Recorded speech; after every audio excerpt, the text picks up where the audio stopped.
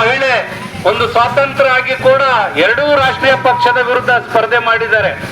ಈ ಒಂದು ಗಾಂಧಿನಗರದಲ್ಲಿ ನಾವು ಮತಯಾಚನೆ ಮಾಡ್ಕೊಂಡು ಬಂದಿದ್ದೀವಿ ಸ್ನೇಹಿತರೆ.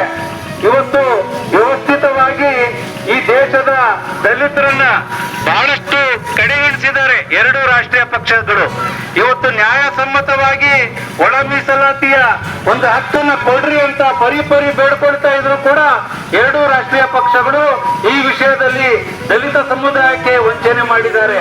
ಇವತ್ತೇನಾಗಿದೆ, ರಾಜ್ಯದಲ್ಲಿ ಅನೇಕ ದಿನಗಳಿಂದ ಮಾದಿಗ ಹೋರಾಟ ಮಹಾಸಮಿತಿ ತನ್ನ ಹೋರಾಟದ ದಿಶೆಯನ್ನ ಹೆಚ್ಚು ಮಾಡ್ತಿದ್ರು ಕೂಡ ಕ್ಯಾರೆ ಅನ್ನದ ಇವತ್ತು ಈ ಒಂದು ಎರಡೂ ರಾಷ್ಟ್ರೀಯ ಪಕ್ಷದವರು ಇವತ್ತು ದಲಿತ ಸಮುದಾಯಕ್ಕೆ ಅನ್ಯಾಯ ಮಾಡ್ತಾ ಇದೆ. ಮುಂದಿನ ಬರುವ ದಿನಗಳಿಗೆ ಎರಡೂ ಪಕ್ಷಗಳಿಗೆ ಬುದ್ಧಿ ಕಲಿಸ್ಬೇಕಂತ ಹೇಳಿದ್ರೆ ನೀವು ಪಕ್ಷೇತರ ಅಭ್ಯರ್ಥಿಗಳಿಗೆ ಮತ ಹಾಕುವ ಮೂಲಕ ಒಮ್ಮೆ ಜಯಶೀಲರನ್ನಾಗಿ ಮಾಡಿ.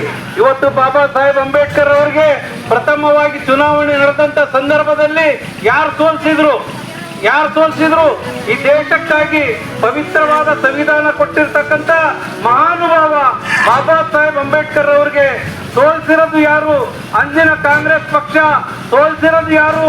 ಅಂದಿನ ರಾಷ್ಟ್ರೀಯ ಸ್ವಯಂ ಸೇವಕ್ ಸಂಘ. ಆದ್ದರಿಂದ ದಲಿತ ಸಮುದಾಯದವರೇ ಹೇಳಿ, ಎಚ್ಚೆತ್ತುಕೊಳ್ಳಿ, ನಮ್ಮ ಹಕ್ಕುಗಳಿಗಾಗಿ ಹೋರಾಟ ಮಾಡಿ.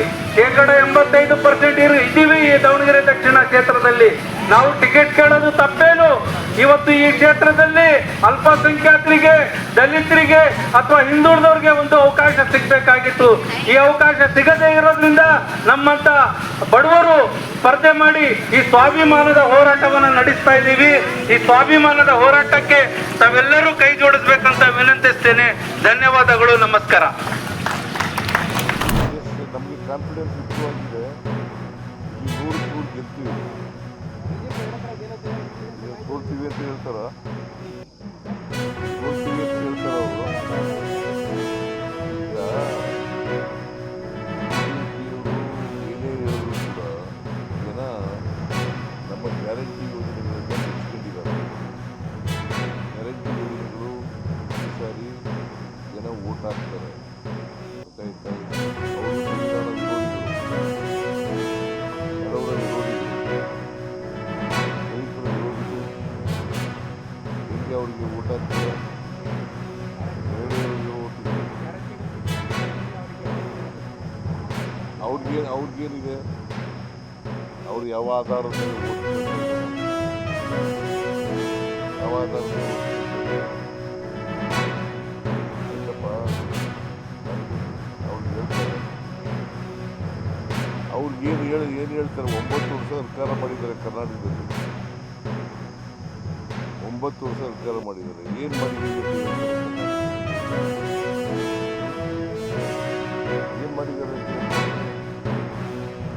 ಏನೋ ಹೇಳ್ತಾರೆ ಅವರು. ನಾವು ಬಡವರ ಪರವಾಗಿರ್ತಕ್ಕಂಥ ಎಲ್ಲರೂ ಒಟ್ಟಿಗೆ ತೆಗೆದುಕೊಳ್ತಕ್ಕಂಥ ಅವರು ಸಮಾಜ ಧರ್ಮ ದೇಶದಲ್ಲಿ ಜಾತಿ ಹೆಸರಲ್ಲಿ ಸಮಾಜ ಅದರಿಂದ